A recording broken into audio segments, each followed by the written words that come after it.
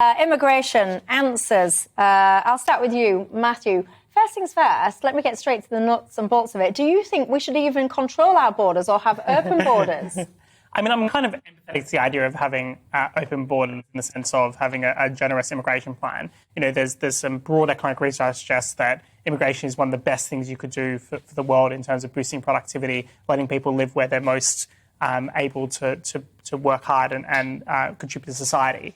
I probably, though, wouldn't in practice go that far. I'd say I accept the idea of having some level of immigration control and that being a necessary thing. Obviously, for purely security and reasons, you don't want people to exploit public resources and social welfare and healthcare, as well as the fact of ensuring popular consent. You know, the idea of having no immigration controls, I think, would be quite unpopular. That said, though, if you look at the polls, particularly since Brexit, immigration has very much gone down the list as an issue of importance to people. And you do tend to get pretty broad support for some level of immigration in the country. I think immigrants contribute a lot. We're seeing this at the moment when we have skills shortages. We do need immigrants to ensure that our NHS can keep functioning. We do need immigrants to fill skills gaps in high-tech companies in London. Immigrants have made a great contribution in terms of starting businesses and creating jobs. And the overall evidence is immigrants do lead to higher wages and do lead to more prosperity. So I'd like to see a generous immigration system overall. Generous immigration system to my left. Alp, where do you stand?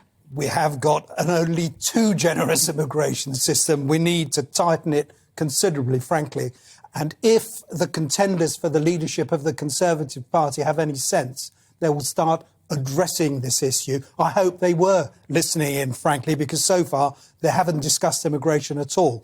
We've been talking about Rwanda, crossing the channel, asylum. That is actually 1/6 over the overall immigration that we've had into this country, of net migration that we've had over the last 20 years. We've had an increase in our population over the last 10 years of 3.5 million.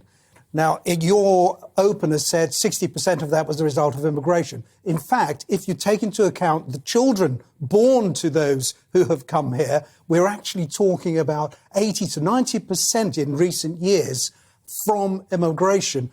That sort of increase in our population is nuts, absolutely mad. How are we going to cope? How are we going to provide the housing? How are we going to provide the doctors? How are we going to provide the nurses? But we're not training enough of our experts, and we're not hanging on to them once we do. That's where the problem lies. We need to tighten in immigration considerably, particularly for work, which has been loosened for so many reasons, really, that shouldn't have applied. The points-based system that was sold to us as the answer to everything, in fact, has loosened our borders to such an extent that it's now letting in millions of people over a short period. Well, I've got to say, you've just heard that from the two guys on the panel today. You guys seem to have a common consensus. If I had £1 for everyone that said this who's emailing in, I'd be quite wealthy by the end of this show. You're all, many of you, should I say most of you, the majority, saying you need to leave the European, it's all about the European Court of Human Rights.